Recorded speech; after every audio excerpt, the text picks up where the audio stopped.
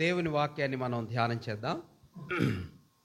ఆఖరి 2 వారాల క్రితం, అంటే ఆఖరి వారం కంటే ముందు వారం, రోమాపత్రిక 6వ అధ్యాయంలో బాప్తీసాన్ని గురించినటువంటి సత్యాన్ని మనం జ్ఞాపకం చేసుకుంటూ అక్కడ మన ధ్యానాన్ని ఆపాం. యాక్చువల్గా నేను ఈరోజు మరొక క్రొత్త అంశాన్ని గురించి ధ్యానం చేయాలనుకున్నాను, కానీ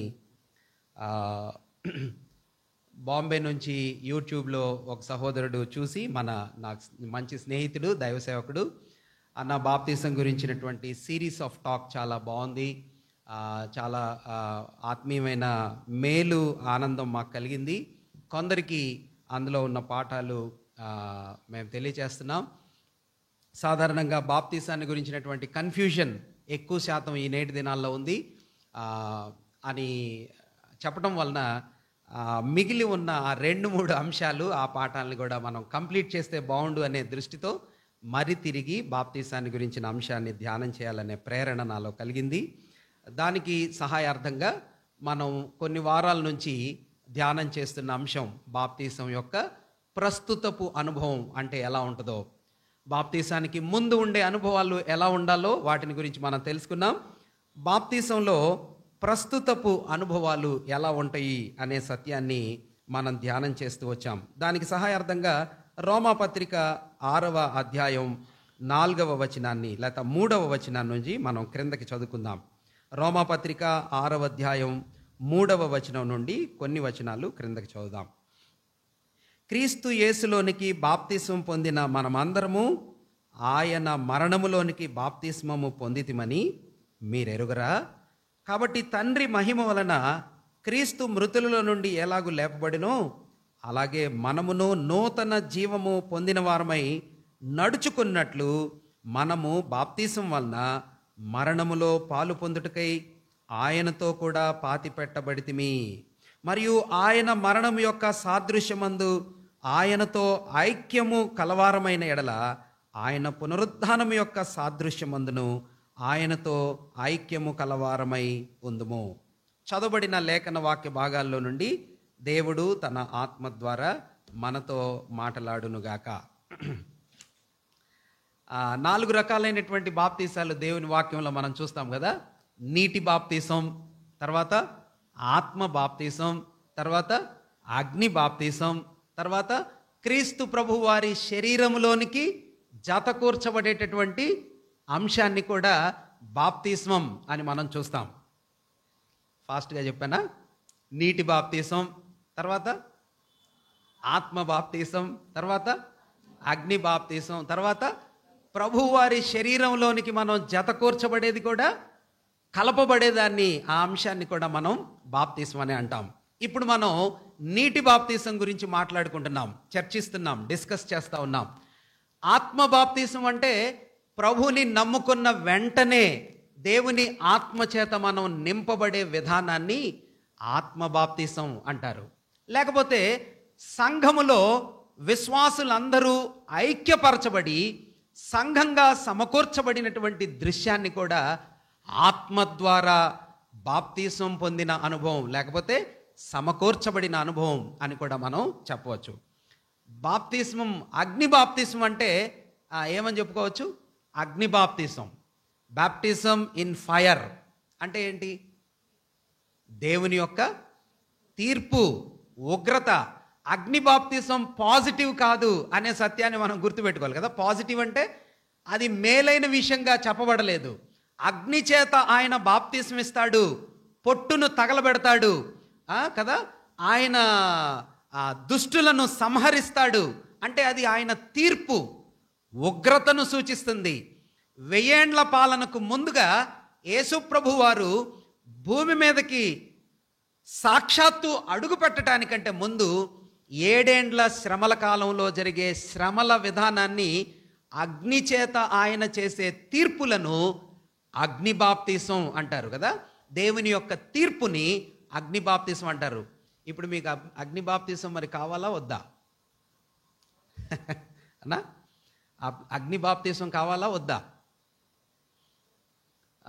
మనకొద్దు, మనకు ఉండకూడదు కదా. అగ్ని బాప్తీసం మనకొద్దు, ఎందుకంటే అది తీర్పు, ఉగ్రత, దేవుని యొక్క సంహరించే విధానం. దానిలో విశ్వాసులు ఉండకూడదు, ఉండరు. కానీ రక్షించబడని వారు, ప్రభువుని నమ్మని వారు, ప్రభువుకి ఆయన జీవితాలు ప్రభువుతో సంబంధం లేని వారి మీదకి దేవుడు కురిపించే కోపాన్నే అగ్ని బాప్తీసం అంటారు. కాబట్టి అగ్ని బాప్తీసంలో దేవుని పిల్లలకు పాలు పంపులు ఉండవు. ఆ మాటను మనం గుర్తుపెట్టుకోవాలా. ఇప్పుడు యేసు ప్రభు వారి శరీరంలోకి మనం జతకూర్చబడటం, ఆయనలోకి సాదృశ్యమైన రూపంలో మనం పాలిభాగస్థులం అవటం, దాన్ని కూడా ప్రభు యొక్క శరీరంలోకి మనము బాప్తీసం పొందిన వారంగా ఆ దృశ్యం, ఆ భావం కూడా మనకి కనిపిస్తుంది. లాస్ట్ టైం బాప్తీసం ఎందుకు తీసుకుంటామంటే, నీళ్లలో బాప్తీసం ఎందుకు తీసుకుంటామంటే, నెంబర్ 1, మన ప్రభువుని పోలి చేసే పనులలో ఒక పాపి రక్షించబడిన తర్వాత భావం తెలిసినా తెలియకపోయినా దాని అర్థం మనకి ఫుల్గా గ్రహింపు ఉన్నా లేకపోయినా మన నాయకుడిని పోలి మనం జీవించే జీవితం క్రైస్తవ జీవితం కదా. ఏంటిదంటమ్మా? మన నాయకుడిని పోలి జీవించే జీవితం క్రైస్తవ జీవితం. ఇండిపెండెంట్గా జీవించేది కాదు. It is a following life of our leader. మన ప్రభు ఎలా జీవించాడో అలా జీవించడం క్రైస్తవ జీవితం. అలాగైతే మన ప్రభు బాప్తీసం తీసుకున్నాడు కాబట్టి మనం కూడా బాప్తీసం తీసుకుంటున్నాం. ఆయన నీళ్లల్లోకి వెళ్ళి మునిగాడు కాబట్టి మనం కూడా వెళ్ళి నీళ్లల్లో మునిగి బాప్తీసం తీసుకుంటున్నాం. అలా ప్రభువుని పోలి చేయవలసిన విషయాల్లో కొన్ని సత్యాలు నేను చెప్పాను కదా. తగ్గింపు జీవితం, ఆయనను పోలి జీవించాలి కదా. కాళ్ళు గడిగిన అనుభవం, తగ్గింపు, మనల్ని మనం తగ్గించుకునే విషయంలో మనం ప్రభువుని పోలి జీవించాలి. పవిత్రంగా జీవించే విషయం, మన ప్రభు పవిత్రుడై ఉన్న ప్రకారం మనం కూడా సమస్తమైన ప్రవర్తనలో పవిత్రులంగా ఉండాలి. అది ప్రభువుని పోలి జీవించాల్సిన జీవితం. ప్రేమించే విషయంలో కదా, భార్య భర్తని, భర్త భార్యని, సంఘంలో ఒకరినొకరు ప్రేమించుకునే విధానం ఎవరిని పోలి జీవించాలి? ప్రభువుని పోలి జీవించాలి కదా. ప్రభువుని పోలి ప్రేమించాలి. తగ్గించుకోవటం ప్రభువుని పోలి, ఆ తర్వాత పవిత్రంగా ఉండటం ప్రభువుని పోలి, ప్రేమించుకోవటం ప్రభువుని పోలి, ప్రార్థించటం కూడా ప్రభువుని పోలి మనం జీవించాలి కదా. ఆయనలాగా జీవించాలి. భక్తుడైన పేతురు ఏమన్నాడంటే, మేలు చేసి కీడు అనుభవించటానికే మీరు పిలువబడ్డారు అని రాశాడు కదా. అని ఆయన అడుగుజాడల్లో మీరు నడవటం కోసం ఆయన దూషించబడి బదులు దూషించలేదు కదా. అంటే దాని అర్థం ఏంటంటే, ప్రభువుని పోలి జీవించే విషయంలో శ్రమ అనుభవించే అనుభవం కూడా ప్రభువు పోలికలో మనం జీవించాలి. ఇది చాలా కామన్ ఫ్యాక్టర్ కదా. విశేషంగా విశ్వాసులు, దేవుని పిల్లలు, ఆఫీసుల్లో, మనం ఉండే కాలనీస్లో వీళ్ళేమో బూతులు మాట్లాడరు, కానీ వీళ్ళనేమో బూతులు తిడతారు బయట వాళ్ళు. వీళ్ళేమో కీడు చెయ్యరు, కానీ అవతలోళ్ళు మాత్రం వీళ్ళకి కీడు చేస్తారు. అప్పుడేం చేయాలంటే మనం కూడా వాళ్ళకి తగ్గట్టుగా కత్తి దూసి కీడుకి ప్రతి కీడు చేయాలి అని అనిపిస్తుంది. నాకు అనిపిస్తుంది, మీకు అనిపిస్తుంది, అందరికి అనిపించింది. కామన్గా అనిపించింది కదా. వాళ్ళు ఒక మాట అంటే మనం ఎన్ననాలనిపిస్తుంది, అనిపిస్తుంది. కానీ భక్తుడైన పేతురు అంటున్నాడు, మేలుకు కీడు అనుభవించటానికి మీరు పిలువబడ్డారు అంటున్నాడు. మన ప్రభు అలా అనుభవించాడు, మన ప్రభు అలాగా శ్రమ అనుభవించాడు. కాబట్టి ఆయనలాగానే మనం కూడా జీవించాలి అంటున్నాడు. మన పక్కన వాళ్ళు మన మీద భయంకరమైన నిందలు, బూతులు తిట్టారనుకోండి, మనకు కూడా చాలా బీపీ వస్తుంది. కానీ మనం చేసే మేలుకి మనం కీడు అనుభవించడానికి మనం ప్రభు పోలికలో జీవించాలి అనే సత్యాన్ని మనం గుర్తుపెట్టుకోవాలి. రెండవది, ఆయనను పోలి జీవించటంలో బాప్తీసం తీసుకుంటాం. రెండవది, ఆయన ఆజ్ఞకు లోబడటం అనేది కూడా బాప్తీసం తీసుకోవటంలో మనల్ని నడిపిస్తుంది కదా. He ordered, therefore we are obeying. ఆయన ఆజ్ఞాపించాడు కాబట్టి మనం లోబడుతున్నాం. ప్రభువు ప్రతివారు నమ్మి బాప్తీసం పొందాలి అని ఆయన ఆజ్ఞాపించాడు. కాబట్టి మనం బాప్తీసం అనే దానిలో విధేయత చూపించడానికి మనం ఆజ్ఞకు లోబడుతున్నాం. అందరూ రక్షించబడాలి అనేది ఆయన ఆజ్ఞ. బాప్తీసం తీసుకోవాలి అనేది ఆయన ఆజ్ఞ. ప్రతి ఆదివారం రొట్టె విరవాలి అది ఆయన ఆజ్ఞ. సువార్త చెప్పాలి, ఆయన ఆజ్ఞ. ప్రేమించాలి, ఆయన ఆజ్ఞ కదా. సంఘ పెద్దలకి ఏం చెప్పాడంటే నిందారహితులుగా ఉండాలి. తిమోతి పత్రికలో, తీతు పత్రికలో అది ఆజ్ఞ. It is not suggestion, it is not idea. ఒక సంఘ పెద్ద లేకపోతే ఒక సహోదరుడు నిందారహితంగా అంటే ఆయన మీద ఏమీ బ్లేమ్ ఉండకూడదు అన్నమాట, నింద ఉండకూడదు. అలా ఉండాలి. అలా ఉంటే పర్లేదు, లేకపోయినా పర్లేదు కాదు, ఆజ్ఞ. He has to be like that కదా. ఈ విషయాలు దేవుని సన్నిధిలో మనకి కనిపించేటటువంటి ఆజ్ఞలు. ఒకటి, ఆయన పోలికలో ఉండటం, ఆయనను పోలి జీవించడంలో బాప్తీసం తీసుకుంటాం. ఆయన ఆజ్ఞలకు లోబడటం బాప్తీసం తీసుకుంటున్నాం. మూడవ అంశాన్ని లాస్ట్ టైం నేను చెప్పినప్పుడు అలా టచ్ చేసి మనం ముగించాం. మూడవ అంశం ఏమిటంటే మనము మన ప్రభువారి యొక్క మరణ పునరుద్ధానాల్లోనికి మనం ఐక్యం చేయబడుతున్నాం. We are joining into the Lord's death and his burial and his resurrection. ఆయనలాగా చనిపోవటం, ఆయనలాగా పాతి పెట్టబడటం, ఆయన పునరుద్ధానుడై లేచినట్టుగా మనం కూడా లేవటం అనే దృశ్యం బాప్తీస రూపంలో ఆయనతో మనము పాలిభాగస్థులం అవుతున్నాం. మనం చచ్చిపోలా, మనం సిలువ వేయబడలా, మన మీద కొరడాలు పడలా, మన మీద దెబ్బలు పడలా, మన మీద ఉమ్మివేతలు పడలా. కానీ బాప్తీసం తీసుకోవటంలో ఒక పాపి రక్షించబడిన తర్వాత నీళ్లల్లోకి నడిచి వెళ్తున్న ఆ దృశ్యంలో మనం కూడా చచ్చిపోయాం. ఎవరితో? ప్రభువుతో. మనం కూడా సమాధి చేయబడ్డాం. ఎవరితో? ప్రభుతో. ప్రభువు లేచినట్టుగా మనం కూడా నీళ్లల్లో నుంచి బయటికి వచ్చేటప్పుడు అదే దృశ్యాన్ని, అదే సత్యాన్ని మనం చూపిస్తున్నాము అని భక్తుడైన పౌలు రోమాపత్రిక 6వ అధ్యాయంలో చెప్పటాన్ని మనం చూస్తున్నాం. ఇప్పుడు రోమాపత్రికని 5 మాటల్లో మనం చెప్పొచ్చు అని లాస్ట్ టైం నేను చెప్పా. కాకపోతే లాస్ట్ మినిట్లో చెప్పాను కాబట్టి I want to recap that topic అనమాట. మరొకసారి మనం గుర్తు చేసుకుందాం. రోమాపత్రిక 5 మాటల్లో చెప్పవచ్చు. ఏంటి ఆ 5 మాటలు? ఒకటి, ఇంగ్లీష్లో తేలిగ్గా గుర్తుంటాయి, వాటిని మళ్ళీ తెలుగులో కూడా నేను చెప్తాను. ఒకటి, కండెమ్నేషన్. ఏంటిదంట? కండెమ్నేషన్. Number 2, justification. ఏంటి చెప్పండి? జస్టిఫికేషన్. ఒకటి కండెమ్నేషన్, 2 జస్టిఫికేషన్, 3 శాంక్టిఫికేషన్. ఏంటిదంట? శాంక్టిఫికేషన్. 4 గ్లోరిఫికేషన్. ఏంటిది? 4 గ్లోరిఫికేషన్. 5 అప్లికేషన్. 5వది ఏంటిది? అప్లికేషన్. ఈ 5 మాటలు గుర్తుంటే మీకు రోమాపత్రిక అంతా గుర్తున్నట్టే. కానీ మరి ఏంటన్నా అంతా ఇంగ్లీష్లో చెప్పారు, అవన్నీ థియోలాజికల్ టర్మ్స్ మాకెక్కడ కరెక్టే, అవి కష్టమైన మాటలే. కండెమ్నేషన్ అంటే శిక్ష కదండి, శిక్ష పడటం. ఉదయకాల సమయంలో మనం గుర్తు చేసుకున్నాం కదా, ఎవరెవరి మీదకి శిక్ష ఉంది? ఎవరెవరి మీద శిక్ష ఉంది? దేవుడు. రోమాపత్రిక అంత సీన్, రోమాపత్రిక యొక్క సెటప్, పిక్చరైజేషన్ ఒకవేళ మనం గుర్తు చేసుకుంటే ఎట్లా ఉంటుందంటే, దేవుడు, గొప్ప దేవుడు న్యాయాధిపతిగా కోర్టులో కూర్చున్నాడు. జడ్జి గారి ముందుకు ఎప్పుడైనా వెళ్ళారా? వెళ్ళకూడదు కదా, అట్లాంటి అవసరం రాకూడదు. హాస్పిటల్కి వెళ్ళారా అని అడగకూడదు, కోర్టుకి వెళ్ళారా, పోలీస్ స్టేషన్కి వెళ్ళారా అని అడగకూడదు కదా, అవి మంచి విషయాలు కాదు. కానీ ఒకవేళ జడ్జి గారిని చూడటానికి వెళ్తే, నేను సుప్రీంకోర్టు కూడా చూశాను, కానీ లోపలికి ఎప్పుడు పోలేదులేండి, బయట నుంచే చూసాము.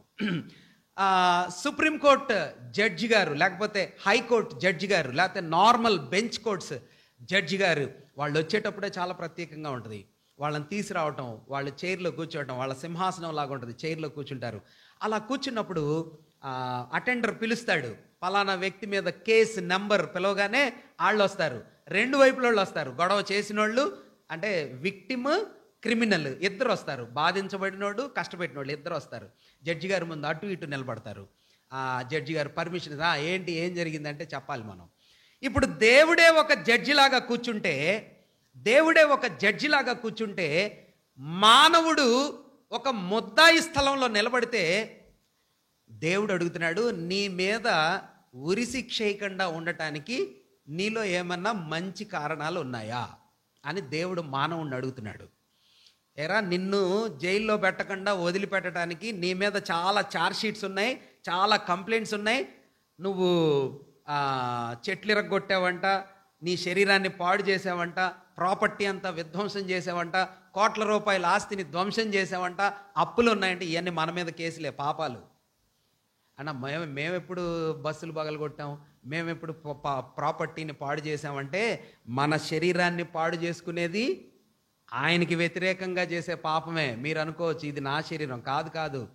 BMW కార్ కంటే విలువైనటువంటి ఆస్తి పాస్తులతో దేవుడు అద్భుతమైనటువంటి అలంకరణతో మీ శరీరాన్ని, మన శరీరాన్ని మనకిచ్చాడు. It is his property. దీన్ని పాడు చేస్తే ఆయన ఆస్తిని పాడు చేసినట్టే.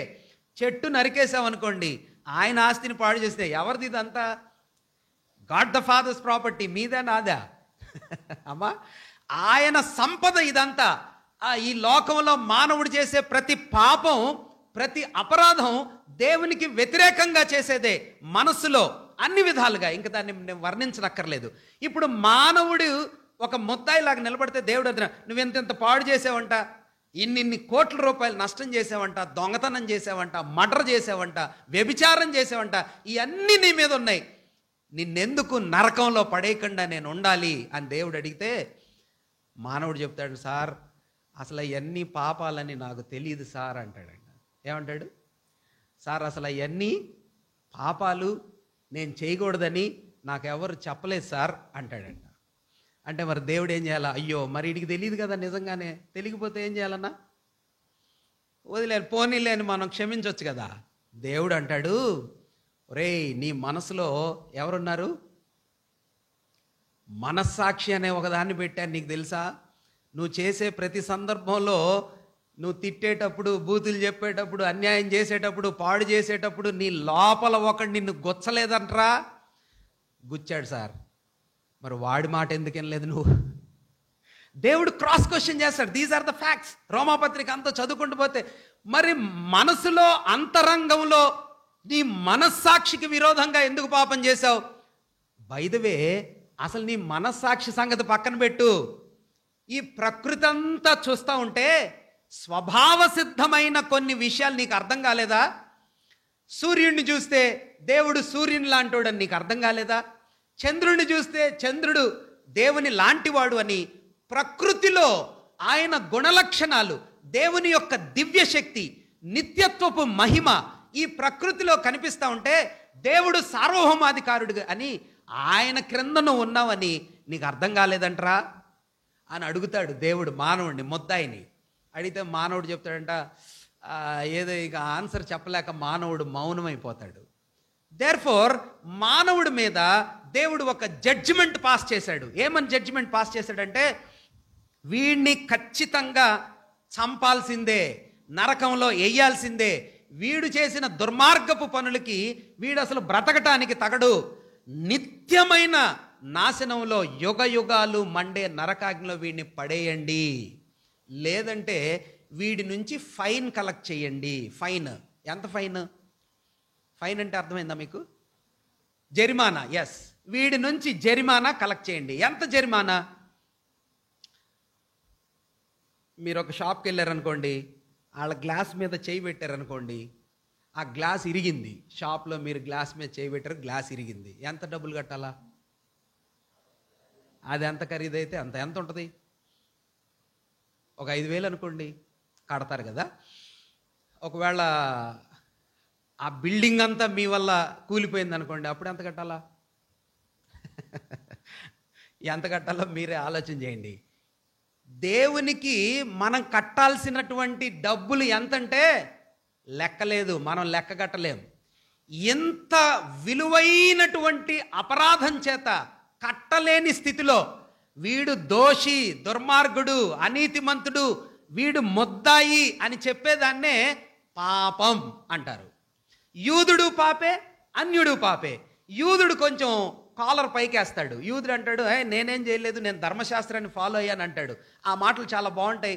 మీరు మొదటి అధ్యాయంలో విషయాలను చదవండి. రోమపత్రిక 1, 2, 3 అధ్యాయాల్లో యూదుడు కొంచెం కాలర్ ఎగరేసి నేను మంచోడిని అంటాడు. కానీ దేవుడు యూదుడిని కూడా పట్టుకొని ధర్మశాస్త్రం నువ్వు ఫాలో అయ్యేది, నువ్వు చెప్పే ధర్మశాస్త్రమే నిన్ను పట్టిస్తుందిరా అని దేవుడు యూదుడిని కూడా జస్టిఫై చేసి ఈడు కూడా చంపబడాలి. మరి ఇప్పుడు యూదుడు డబ్బులు కట్టాలా, అన్యుడు డబ్బులు కట్టాలా? ఎంత డబ్బులు కట్టాలంటే వెల చెప్పి మనం కట్టగలిగి అంత కాదు, అసలు మనం కొలిచి చెప్పలేనంత డబ్బులు కట్టాలా. వెల లేనంత మనం లెక్క పెట్టలేము, అంత డబ్బులు కట్టాలి. మరి ఇప్పుడు ఈయన ఎలా తప్పించుకుంటాడు? ఎలా తప్పించుకుంటాడమ్మా? ఎలా తప్పించుకుంటాడంటే ఆల్రెడీ మనం చెప్పుకున్నాం కదా, డబ్బులు కట్టాల్సిన వాడికి ప్రతిగా బదులుగా ఒక ఆయన వచ్చాడు. ఆయన వచ్చి ఏం చేశాడంటే ఆయన మనకి కట్టాల్సిన డబ్బులంతా కట్టేశాడు. ఇప్పుడు ఈయన్ని డబ్బులు కట్టేశాను సార్ అని ఈడు చలాన్ చూపిస్తున్నాడు జడ్జి ముందు. ఏంట్రా నువ్వు ఇన్ని కోట్ల రూపాయల నష్టం చేసావు, ఆ డబ్బులన్నీ కట్టేశావా? కట్టేశాను సార్. నీకెక్కడిరా అంటే వీడేం చెప్తాడు? సార్ మా అన్నయ్య ఒకడు ఉన్నాడు, చాలా ఆస్తిపరుడు, గొప్పవాడు. లేకపోతే మా రిలేటివ్ ఒక ఆయన ఉన్నాడు సార్, చాలా పెద్దోడు, ఆయన ఈ డబ్బులన్నీ కట్టేశాడు సార్. ఏది రిసిప్ట్ చూపించు. రిసిప్ట్ చూస్తే పెయిడ్, ట్రాన్సాక్షన్ కంప్లీటెడ్, ముద్ర ఉంది. ఇప్పుడు జడ్జి ఏం చేయాలి వీడిని? అవునా, వీడంతా కట్టేశాడు, ఇంకా పోనివ్వండిరా వీడిని.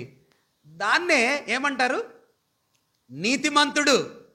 వీడి మీద ఇంకా కేసు లేదండి, వీడు కట్టాల్సిందేమి లేదండి, వీడికి ఇంకా ఏమీ అపరాధం లేదు. ఎవరి వలన లేదు? ఒక ఆయన వలన లేదు. ఎవరైనా? ఇదిగో అదే జస్టిఫికేషన్ అంటే. యేసుక్రీస్తు ప్రభువారు తన రక్తాన్ని, తన శరీరాన్ని, తన ప్రాణాన్ని మన కొరకు అర్పించటం ద్వారా, అమూల్యమైన రక్తాన్ని ఆయన చిందించటం ద్వారా, చెల్లించటం ద్వారా మన పాపములకు, మన అపరాధాలకు ప్రాయశ్చిత్తం. ఈ పదాలు కొంచెం కష్టంగా ఉంటాయి కానీ దాని భావం ఏంటంటే, ప్రాయశ్చిత్తం అంటే జరిమానా కట్టేశాడు. ఎంత జరిమానా కట్టాడంటే మనం కట్టాల్సిన జరిమానా మొత్తం కట్టాడు. ఇక కోర్టులో మన మీద కేసు లేదు. ఇప్పుడు రోమపత్రిక 6వ అధ్యాయం, దాన్ని జస్టిఫికేషన్ అంటారు. కండెమ్నేషన్ అంటే శిక్ష. ఆ శిక్ష నుంచి తొలగించబడి ఒక ఆయన చెల్లించిన డబ్బులకి మనం విడుదల పొందామే, మనం నీతిమంతులు అని పిలువబడుతున్నామే, దాన్నే జస్టిఫికేషన్, నీతిమంతులు అంటారు. ఇప్పుడు ఆయన డబ్బులు కట్టేశాడు, నేను బయటికి వచ్చేసాను. ఈ తర్వాత లైఫ్ ఎలా ఉంటుంది అన్న? ఈ తర్వాత లైఫ్ ఎలా ఉంటుంది? అయ్యా నువ్వు నాకు డబ్బులు కట్టావు, థ్యాంక్ యూ అని వెళ్ళిపోతామా? మరేం చేస్తాం? అమ్మా ఏం చేస్తాం? యాక్చువల్గా ఇట్లా జరగలేదు కాబట్టి దాని విషయం మనకి ఎంత భావం అంటే దాని భావం కంప్లీట్గా మనకు అర్థం కాలేదు కాబట్టి మనం ఆలోచించలేకపోతున్నాం. ఒకవేళ నిజంగానే ఎవరైనా మీకు అలాంటి డబ్బులు సహాయం చేస్తే వాళ్ళతో మీరు ఎలా బిహేవ్ చేస్తారు? మర్యాదగా ఉంటారు. ఇంకా అన్న వాళ్ళు ఏం చెప్తే అది చేస్తాం. ఇంకా ఎన్ని రోజులు ఉంటారు వాళ్ళతో? ఎన్ని రోజులు వాళ్ళతో సంబంధం పెట్టుకుంటారు? సంవత్సరం, 2 సంవత్సరాలు. ₹1,00,00,000 మీకు ఇచ్చారండి, ₹1,00,00,000 మీకు సహాయం చేశారు, మీ అప్పులు తీర్చారు. ఎలా ఉంటాం వాళ్ళతో? ఇక్కడ దైవభక్తుడైన పౌలు 6వ అధ్యాయంలో ఏం చెప్తున్నాడంటే, ఆ డబ్బులు కట్టాడే, నీతిమంతులుగా చేశాడే, ఆయనతో ఈ ముద్దాయి, రక్షించబడినవాడు, మార్పు చెందినవాడు, వీడి రిలేషన్ ఎలా ఉంటుందంటే లీగల్ రిలేషన్ కాదు. లీగల్ రిలేషన్ అంటే పేపర్ మీద ఉండే రిలేషన్ కాదు, సంబంధం. ఈయనకి వీడికి ఉండే సంబంధం ఎట్లా ఉంటుందంటే లివింగ్ రిలేషన్ అయిపోయింది. లివింగ్ రిలేషన్ అంటే ఇంకా ఆయనతోనే ఉండిపోతా. అమ్మో ఇంత రక్షించాడు నన్ను ఆ జడ్జి గారి చేతుల్లోంచి. జడ్జి అంటే ఇవన్నీ మనకు సింపుల్ అయిపోయింది, మనం ఎప్పుడు కోర్టు కేసుకు పోలేదు, ఈ మనకు సాధారణంగా అయిపోయింది. మనం we are not able to comprehend that. మనం అర్థం చేసుకోలేకపోతున్నాం. నిజంగా నిత్యమైన శిక్ష నరకంలో నుంచి ఆయన తప్పించటానికి చెల్లించిన వెల, ఆయన దగ్గరికి వెళ్ళి మనం ఏం చేస్తామంటే ఒక జీవముతో కూడిన సంబంధం అనమాట. జీవం అంటే ఆయనతో ఫ్రెండ్ అవుతాం. ఆయన పక్కన నిలబడతాం, ఆయన సేవ చేస్తాం. ఇప్పుడు భక్తుడైన పౌలు ఏమంటున్నాడంటే, మీరు చెప్పండి ఒక మాట, నువ్వెంత అప్పు చేస్తే అంత ఆయన తీరుస్తున్నాడుగా, ఆయన చాలా మంచోడుగా, ఆయన మంచితనాన్ని ఆధారం చేసుకొని ఇంకా నువ్వు అప్పులు చేసుకుంటా పాపపు జీవితంలోనే తప్పులు చేసుకుంటా పోతావా? కృప విస్తరిస్తుంది కాబట్టి పాపములోనే మనం ఉందామా? మీకు అర్థమైంది అక్కడ కాన్సెప్ట్? ఈయన మంచోడు, ఎంత అప్పైనా తీరుస్తాడు కాబట్టి ఈయన మంచితనాన్ని మనం ఉపయోగించుకొని ఇంకా మళ్ళీ అప్పులు చేసుకుంటూ తిరుగుతామా? లేదు లేదు, అట్లా అనరాదు. ఆయన మంచితనం పెరుగుతుంది, ఆయన గుడ్నెస్, ఆయన కృప విస్తరిస్తుందని పాపపు జీవితంలోనే కొనసాగుతామా? Will we take the licence for doing sin because of his grace? ఆయన కృపను బట్టి మనం పాపం చేయటానికి లైసెన్స్ తీసుకున్నట్టుగా పాపంలోనే పోతామా? No no no no no, అట్లా అనరాదు. మరేం చేయాలంట? నువ్వు ఒక విషయాన్ని తెలుసుకోవాలా. చూడండి ఆ మాట ఎట్లా ఉంటుందో.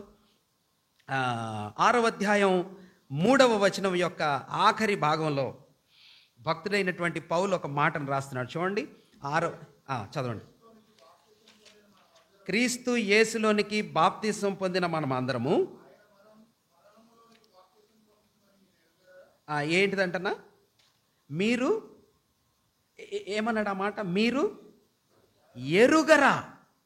ఆ మాట మీరు గమనించారా? మీరు ఎరుగరా. ఇంకొక దగ్గర కూడా చెప్పాడు, చూద్దాం. చూడండి, 6వ వచనం కూడా చూద్దాం. 6వ వచనం ఆఖరి భాగాన్ని మనం చూద్దాం. ఆయనతో కూడా సిలువ వేయబడినని ఎరుగుదుము. ఎరుగుదుము. అక్కడేమో మీరు ఎరుగరా అన్నాడు, ఇక్కడేమో మీరు ఎరుగుదురు అంటే do you know and you know that అంటున్నాడు కదా. 9వ వచనం యొక్క మధ్య ఆఖరి భాగంలో కూడా ఇదే భావాన్ని చెప్తున్నాడు. చూద్దాం. ఆయనతో కూడా జీవించున్నామని నమ్ముతున్నాము, మరణమునకు ఇకను ఆయన మీద ప్రభుత్వము లేదని. మీరు ఆ మాటను క్యాచ్ చేయాలి. యాక్చువల్గా తెలుగు ట్రాన్స్లేషన్స్లో దాన్ని భావం మనకి మధ్య మధ్యలో మిక్స్డ్గా కనిపిస్తుంది. దాని అర్థం ఏంటంటే, మీకు తెలుసా తెలీదా? మీకు తెలుసా? ఏం తెలుసు? పౌలు ఇలా అడుగుతున్నాడు, మీకు తెలుసా తెలీదా? తెలుసు కదా మీకు. అమ్మ వినండి, క్రైస్తవ జీవితం, విశ్వాస జీవితం, మనము ఎంత ప్రభువుని గురించి తెలుసుకుంటామో దాని మీద ఆధారపడి ఉంటుంది. ఈ మాట మీ మనసులో గుర్తుపెట్టుకోండి. Christian life depends upon how much we learn and know about our saviour. మన ప్రభు గురించి, మన రక్షణ గురించి, మన నిత్యత్వాన్ని గురించి మనం ఎంత తెలుసుకుంటే అంత చక్కగా జీవిస్తాం. If we don't know we cannot live properly. మనము ఎరగకపోతే, ఇఫ్ వీఆర్ ఇగ్నోరెంట్, మనము ఆయన్ని గురించి తెలియకపోతే మనం చక్కగా జీవించలేం. More we know more we do. ఎక్కువ తెలిస్తే ఎక్కువ చేస్తాం, తక్కువ తెలిస్తే తక్కువ చేస్తాం. అందుకని పౌలు అంటున్నాడు, మీరు విశ్వాస జీవితంలో మీకు ఒక విషయం తెలుసా తెలీదా? మీకు తెలుసు కదా. ఏంటిది అది తెలిసింది అంటే, విశ్వాస జీవితంలో 3 ప్రాముఖ్యమైనటువంటి విషయాలు ఉన్నాయని 6వ అధ్యాయం, 7వ అధ్యాయం, 8వ అధ్యాయంలో భక్తుడైన పౌలు చెప్తున్నాడు. నేను మీకు వాటిని చెప్తాను, మీరు ఇంటికి వెళ్ళిన తర్వాత చదువుకోండి. నంబర్ 1, విశ్వాస జీవితంలో శరీరం ఉంది. ఆ శరీరం మిమ్మల్ని వెనక్కి లాగిద్ది, మీతో పోరాడుతూ ఉంటుంది. మీకు తెలుసా తెలీదా? తెలుసు సార్. మరి అలాగైతే ఆ శరీరం మీద జయాన్ని ప్రభువు ఇచ్చాడు, మీకు తెలుసా? తెలుసు. 7వ అధ్యాయంలో అంటున్నాడు, చట్టం, ధర్మశాస్త్రం. రోమాపత్రికలో చట్టం అంటే ధర్మశాస్త్రం అనమాట. ధర్మశాస్త్రం మిమ్మల్ని బంధించేసింది. తెలుసా తెలీదా మీకు? తెలుసు. కానీ యేసు ప్రభు వారు మీకు స్వేచ్ఛనిచ్చాడు. ఒకటి, శరీరం పైన జయం ఇచ్చాడు, ధర్మశాస్త్రం నుంచి విడిపించాడు. 8వ అధ్యాయంలో మీకు భయం వేస్తుంది, ఎటు పోవాలో అర్థం కావట్లేదు. 8వ అధ్యాయంలో అంటున్నాడు, క్రీస్తు ప్రేమ నుండి మిమ్మల్ని ఎవడు ఎడబాపుతాడు? You have security in Christ. యేసు ప్రభు వారిలో మీకు భద్రత ఉంది. 6వ అధ్యాయంలో విజయం ఉంది. 7వ అధ్యాయంలో స్వాతంత్రం ఉంది. 8వ అధ్యాయంలో భద్రత ఉంది. You have victory, you have Liberty, you have security. 6, 7, 8 అధ్యాయాల్లో. ఎంతకీ నా శరీరం పైన విజయం పొందుకునే అనుభవం ఎలా వచ్చిందంటే నాకు అర్థం కావాల్సిన విషయం ఒకటి ఉంది, నేను తెలుసుకోవాల్సిన విషయం ఒకటి ఉంది, విశ్వాసి తెలుసుకోవాల్సిన విషయం ఉంది. ఏంటిది అది అంటే, బాప్తీసం తీసుకునేటప్పుడు నీళ్లల్లోకి వెళ్తూ ఉండగా నేను ప్రభుతో కూడా ఏమయ్యానంట, చచ్చిపోయాను. మీకు తెలుసా ఆ విషయం? అన్న ఇది తెలుసా మీకు? 3వ అధ్యాయంలో అన్నాడు, మనల్ని నీతిమంతులుగా మార్చినప్పుడు ఆయన మన కొరకు చచ్చిపోయాడు అని రాశాడు. He died for us. మనం భక్తిహీనులంగా ఉండగానే, మనం పాపులంగా ఉండగానే క్రీస్తు మన కొరకు చనిపోయాడు. ఆయన మన కొరకు చచ్చిపోయాడు. ఇప్పుడు 6వ అధ్యాయంలో అన్నాడు, మీరు కూడా చచ్చిపోయారు. మీకు తెలుసా? విశ్వాసులమైన మనము బాప్తీసంలోకి వెళ్ళేటప్పుడు ఈ భావం ఏం చెప్తున్నామంటే, నేను కూడా ప్రభుతో చచ్చిపోయాను. అమ్మా, ఆయన నా కోసం చనిపోయాడు నిజమే, నేను కూడా ఆయనతో చచ్చిపోయాను. ఎలాగ చనిపోయానంటే, ప్రభు ఎలాగైతే చనిపోయాడో అలా సంపూర్ణంగా నేను కూడా ఆయనతో చనిపోయాను. ఇప్పుడు ఒక పాపి రక్షించబడిన తర్వాత నీళ్లల్లోకి బాప్తీసంలోకి వెళ్తూ ఉన్నప్పుడు, ఆయన శరీరాన్ని తీసుకొని వెళ్తా ఉన్నప్పుడు, నడిచిపోతా ఉన్నప్పుడు ఈ విశ్వాసి ఏం చెప్తున్నాడంటే, ఐ యామ్ డెడ్.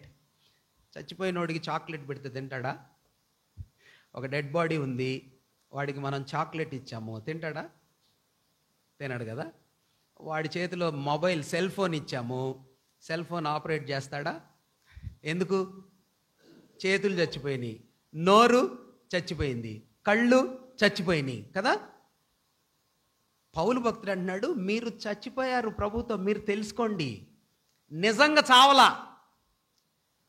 చావలేదంటే పాపము యొక్క పెనాలిటీ ఉందే, పాపము యొక్క తీర్పు ఉందే, అది మన నుంచి తొలగించబడింది. కానీ పాపము యొక్క బలం ఉందే, the power of sin and the presence of sin మనతోనే ఉన్నాయి. చాలా అద్భుతమైన మాటలు ఇవి. మీకు ఒకటేసారి అంత ఫాస్ట్గా చెప్తే కూడా అర్థం కాకపోవచ్చేమో. అఫ్కోర్స్ చాలామందికి అర్థం కావచ్చు, కానీ వీటిని మనం గుర్తుపెట్టుకోవాలి. ఏంటిదంటే, పాపము యొక్క శిక్ష తీసేశాడు, పాపము యొక్క బలం ఇంకా ఇందులో ఉందా లేదా?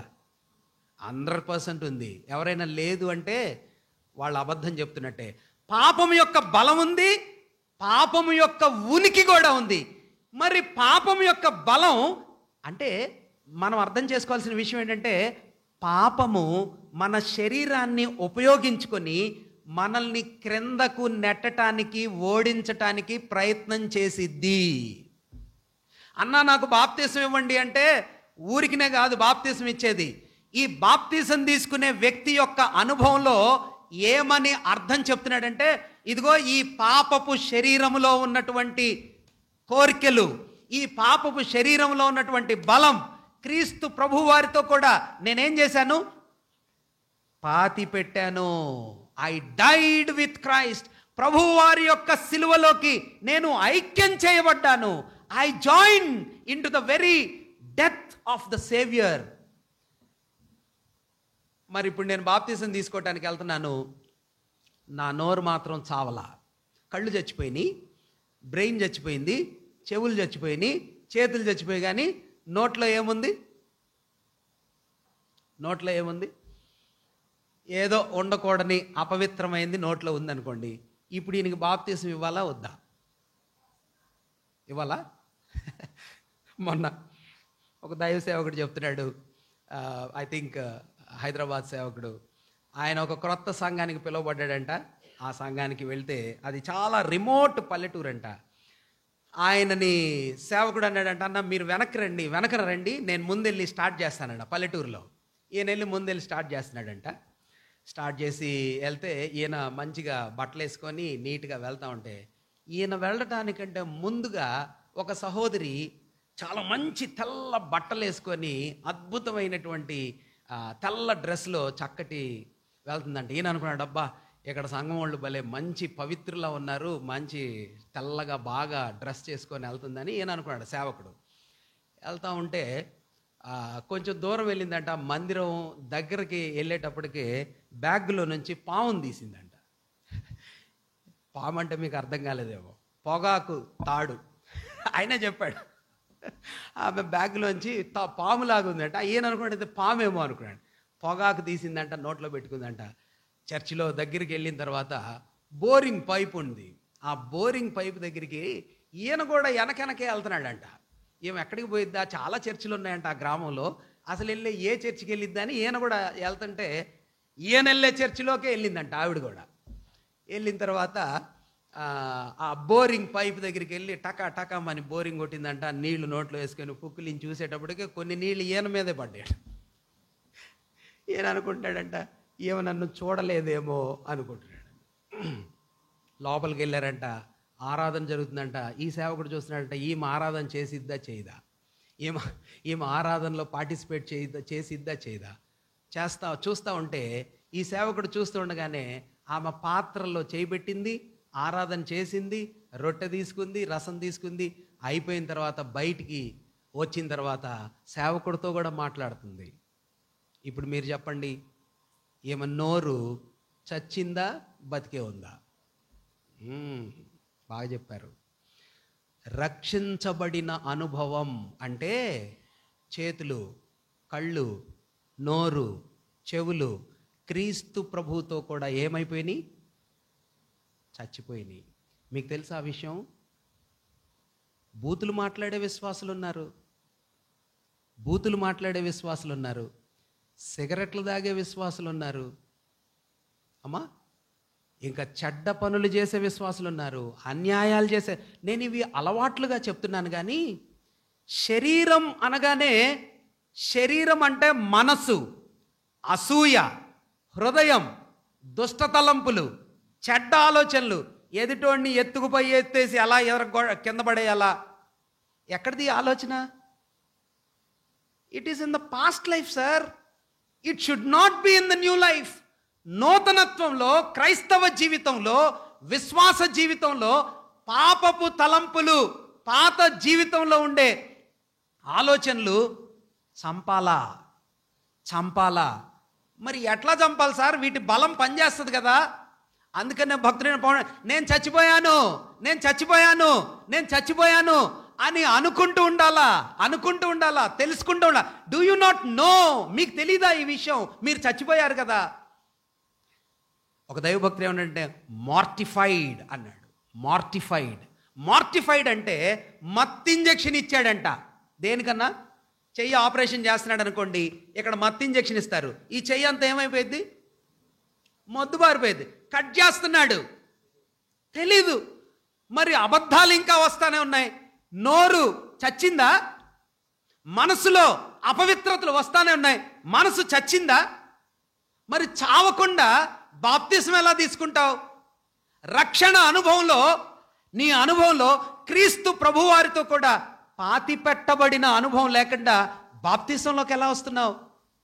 అలాగైతే వినండి, ఇంకో మాట చెప్పాడు అక్కడ. ఇంకో మాట ఏం చెప్పాడంటే, నువ్వు క్రీస్తు ప్రభువారితో చచ్చిపోయావు, అంతటితో ఆగలా స్టోరీ. మరేమయ్యామంట? ప్రభువుతో కూడా మనం పెంటెకోస్తోళ్ళు అయితే హల్లెలూయా అని గట్టిగా చెప్పేవాళ్ళు. ఏంటిదంట? మనం ప్రభువుతో కూడా తిరిగి లేచాం. You died. Do you not know that you died with Christ? Do you not know that you have risen with the Christ, risen with the Lord? యేసు ప్రభు వారితో కూడా మనం బ్రతికాం, లేచాం. తెలుసా లేదా మీకు? తెలుసు. మాట మారిపోయింది, చూపు మారిపోయింది, ఆలోచన మారిపోయింది, తలంపులు మారిపోయినాయి, కోపం పోయింది, అసూయ పోయింది, పాప భయం వచ్చింది. నూతనత్వంలో జీవిస్తున్నావా? రొట్టెలో చేయి వేయటం కొరకు బాప్తీసం తీసుకోము, రసం తాగటం కోసం బాప్తీసం తీసుకోము. క్రైస్తవ జీవితం మోస్ట్ డిఫికల్ట్ లైఫ్. విశ్వాస జీవితం అతి సవాలుతో కూడిన జీవితం. ఇది ఆటకాయితనమైన జీవితం కాదు. గుడికి వెళ్ళి ఊరికి దండం పెట్టుకొని గంట కొట్టొచ్చేది కాదు క్రైస్తవ జీవితం. Every day you must remember, every day we should recognise our self with the death and the resurrection of our saviour. ప్రతిరోజు నేను చచ్చిపోయాను అని గుర్తు చేసుకోవాల్సిన రోజు. జ్ఞాపకార్థ కూడికలు పెట్టుకోవటం కాదు. మా నాన్నగారు చచ్చిపోయాడు, మా తాతగారు చచ్చిపోయాడు పలానా రోజు కాదు. ప్రతిరోజు నువ్వు గుర్తుపెట్టుకోవాల్సిందంటే నేను చచ్చిపోయాను. మన జ్ఞాపకార్థాలు పెట్టుకోవాలి ప్రతిరోజు. మాత్రమే కాదు, మనం ప్రతిరోజు జీవిస్తున్నాం, నూతనంగా జీవిస్తున్నాం అనే సత్యాన్ని గుర్తుపెట్టుకోవాలి. ఈ దృశ్యం, ఈ సత్యం, ఈ అంశం అంతా ఎక్కడంటనా? ఎక్కడ మనం చెప్పేది? బాప్తీసంలో చూపిస్తున్నాం. This is the present experience of taking baptism in one's life. ఒక విశ్వాసి బాప్తీస అనుభవంలోకి వెళ్తా ఉన్నప్పుడు పవిత్రపరచబడటం అంటారు దీన్ని. ఇందాక చెప్పే కదా, కండెమ్నేషన్ అంటే శిక్ష, జస్టిఫికేషన్ అంటే శిక్ష నుంచి మనం తప్పించబడ్డాం. ఇదిగో ఇది పవిత్రపరచబడే అనుభవం. ఎప్పుడంటన్నా పవిత్రపరచబడేది? పరిశుద్ధులు అంటే దేవుడు చేసేది. అది ఏంటిదమ్మా? పరిశుద్ధులు అంటే ఎవరు చేసేది? అది దేవుడు చేస్తాడు. పవిత్రులు అంటే మనం చేసుకునేది అది కదా. పరిశుద్ధులు ఒకసారే చేసేసాడు దేవుడు, ఏం చేయకుండానే చేశాడు. పవిత్రులు ఎవ్రీడే ఎక్సర్సైజ్, ప్రతిరోజు ప్రక్రియ, మనముగా చేసే ప్రక్రియ, ప్రభు కోసం చేసే ప్రక్రియ. దీన్నే మనం ఇంగ్లీష్ థియలాజికల్ సెన్స్లో శాంక్టిఫికేషన్ అంటారనమాట. Justification, sanctification.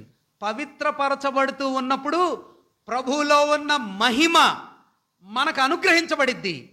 అది ప్రస్తుతము అనుగ్రహించబడిద్ది, నిత్యత్వంలో అనుగ్రహించబడిద్ది. దాన్నే గ్లోరిఫికేషన్ అంటారు. ఈ విషయాలన్నీ మనం ప్రతిరోజు ప్రాక్టీస్ చేయాలి. దాన్ని అప్లికేషన్ అంటారు.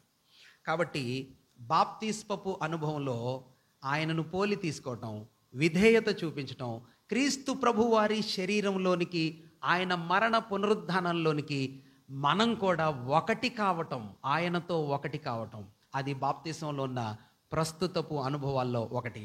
ఆఖరి విషయాన్ని మనం చూసి క్లోజ్ చేద్దాం. చూడండి, కొరింథీలకు భక్తుడైన పౌలు రాసిన మొదటి పత్రిక, 10వ అధ్యాయం 2వ వచనాన్ని మనం చూద్దాం. కొరింథీ మొదటి పత్రిక 10వ అధ్యాయం 2వ వచనాన్ని మనం చూద్దాం. మేఘములోను సముద్రములోను బాప్తిస్మము పొంది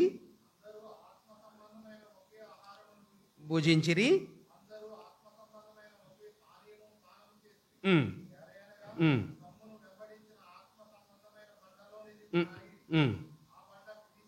మంచిదనా? ఆ పక్క పేజీలో 12వ అధ్యాయంలో 12వ వచనాన్ని కూడా మనం చదువుదాం. కొరింథీ మొదటి పత్రిక 12వ అధ్యాయం 12వ వచనం. ఎలాగూ శరీరము ఏకమయ్యున్నను అనేకమైన అవయవములు కలిగి ఉన్నదో,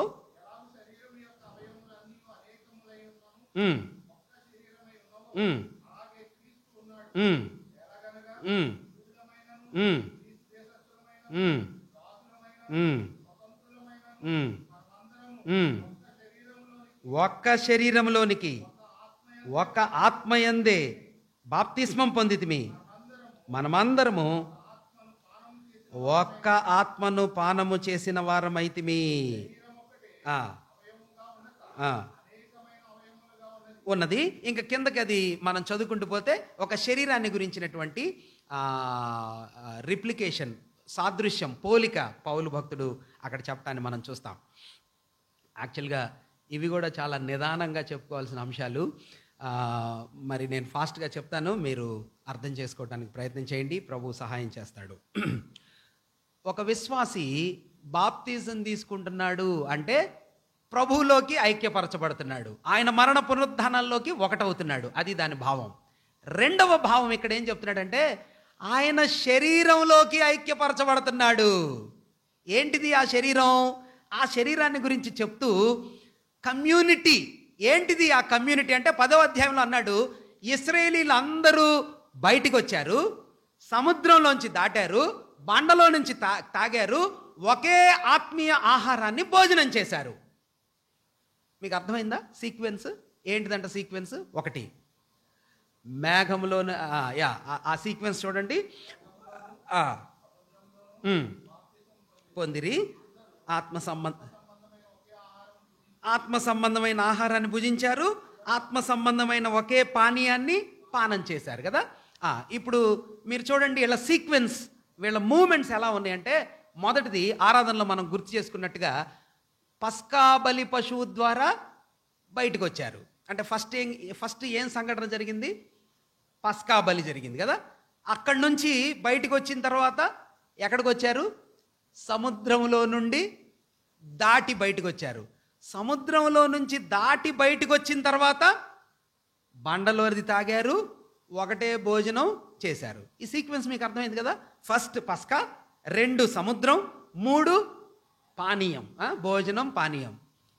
ఇప్పుడు కొరింథీ మొదటి పత్రికలోనే 5వ అధ్యాయంలో భక్తులైన పౌలు ఏమన్నాడంటే, మనం అది ఆరాధనలో కూడా చదివి ఉండాల్సింది. 7వ వచనం చూద్దాం, చూడండి. 5:7 కొరింథీ మొదటి పత్రిక 5వ అధ్యాయం 7వ వచనం. క్రొత్త ముద్ద అవుటకై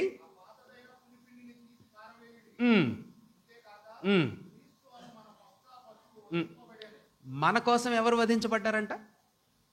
ప్రభు వధించబడ్డాడు. ఇప్పుడు చూడండి సీక్వెన్స్. చాలండి. ఇప్పుడు ప్రభు వధించబడ్డాడు, ఆయన మన పస్కా పశువు.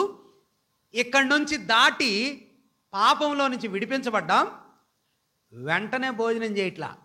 చాలామంది ఈ డౌట్ ఉంటుంది, రక్షించబడిన తర్వాత అందరూ స్తుతులు చెల్లించవచ్చు కదా, బాప్తీసం తీసుకోకుండానే రొట్టెలో ఎందుకు చెయ్యకూడదు, బాప్తీసం తీసుకోకుండానే పాత్రలోది మనం ఎందుకు తాగకూడదు?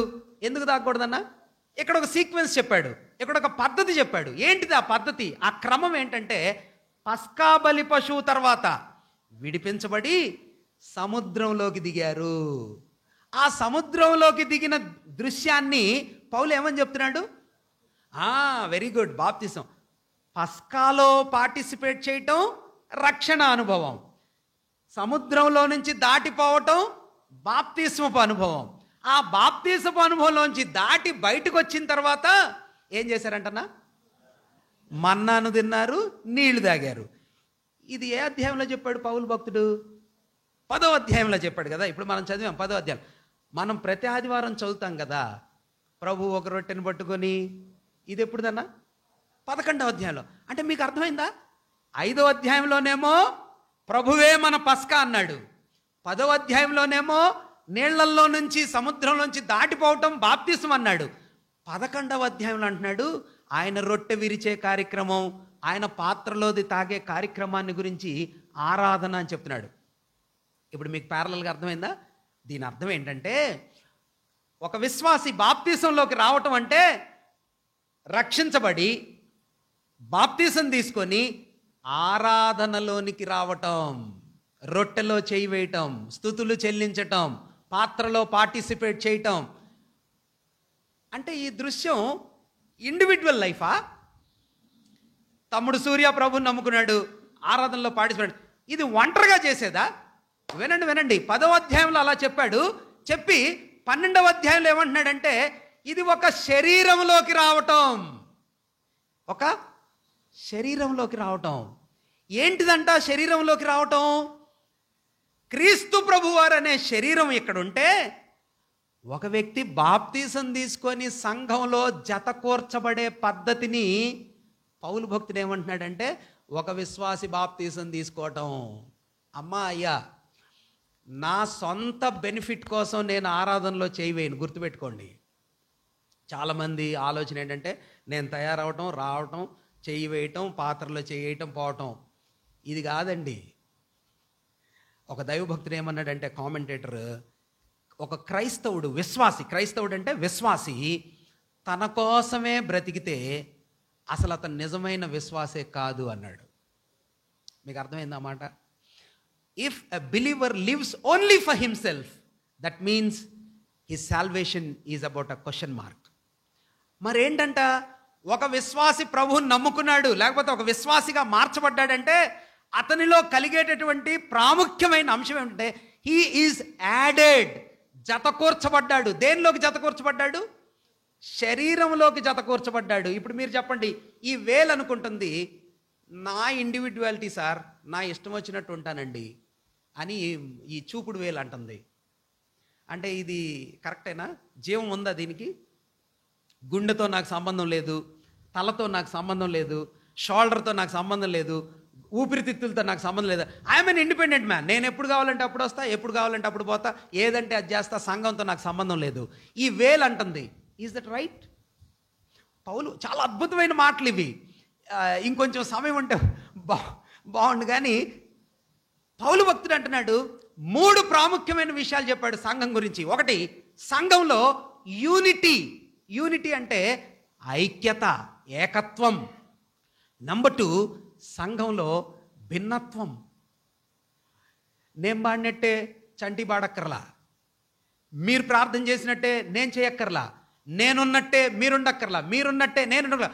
మళ్ళీ అందరూ డిఫరెంట్. వేలు డిఫరెంట్, చెయ్యి డిఫరెంట్, చెయ్యి వేరు, కాలు వేరు, పొట్ట వేరు, కళ్ళు వేరు, జుట్టు అన్ని డిఫరెంట్, బట్ అంతా ఒకటే. విషయం ఏంటంటే యూనిటీ, డైవర్సిటీ అండ్ మెచ్యూరిటీ.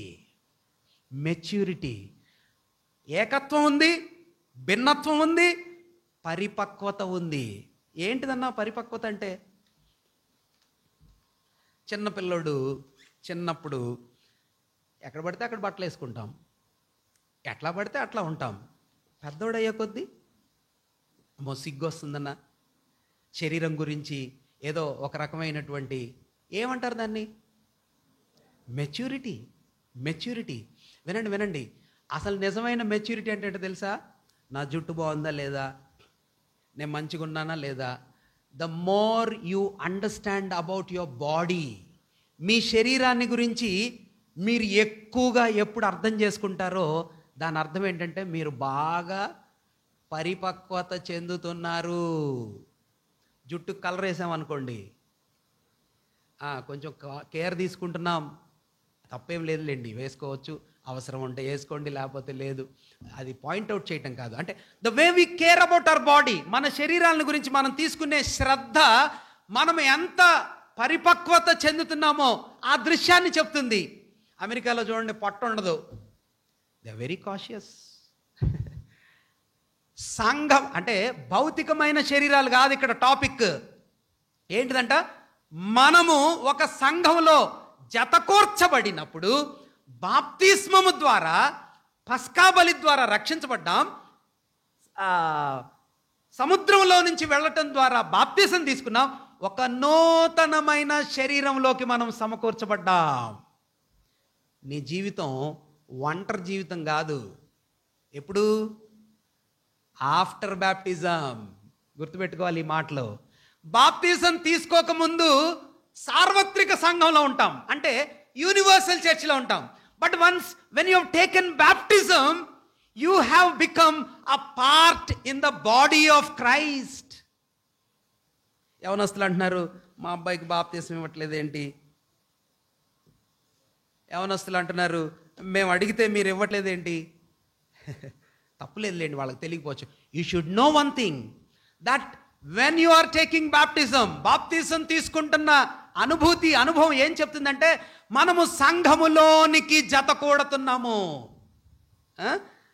మరి ఇప్పుడు సంఘములోనికి జతకూడినప్పుడు ఐకమత్యం, ఒకటవుతాం, భిన్నత్వం ఉంటుంది, మెచ్యూరిటీ ఉంటుంది. సంఘం గురించి, శరీరాన్ని గురించి, అన్ని అవయవాలను గురించి అవగాహన వచ్చిద్ది. ఓ, నా గుండె ఎట్లా పనిచేస్తుంది అర్థమైద్ది ఒకడికి, నా తల ఎలా ఉంటుంది అర్థమైద్ది.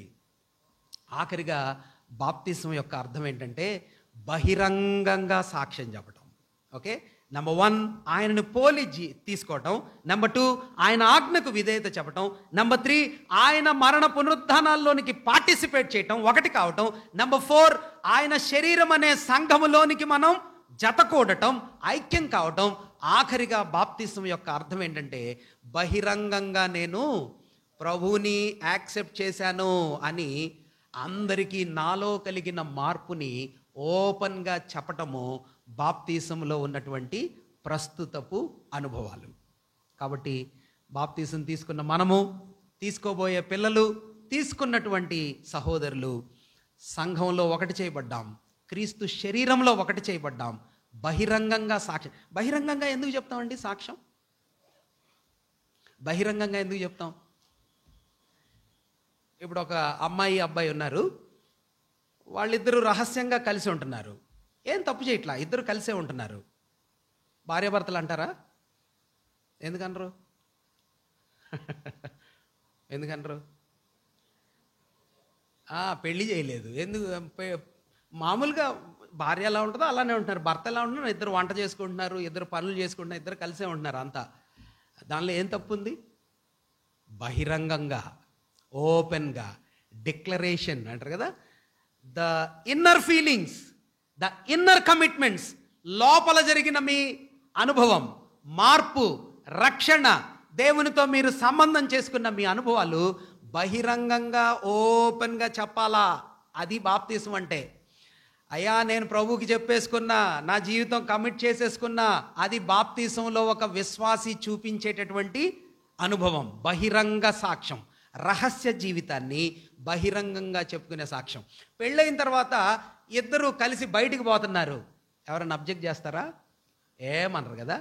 బాప్తీసం తీసుకున్నాక ఏమన్నా గడబడి చేశారనుకోండి, బయట వాళ్ళు అంటారు, నువ్వు పెళ్లి చేసుకున్నావు కదా, ఎందుకు నీ బాధ్యతలు చేయట్లేదు అంటారు కదా.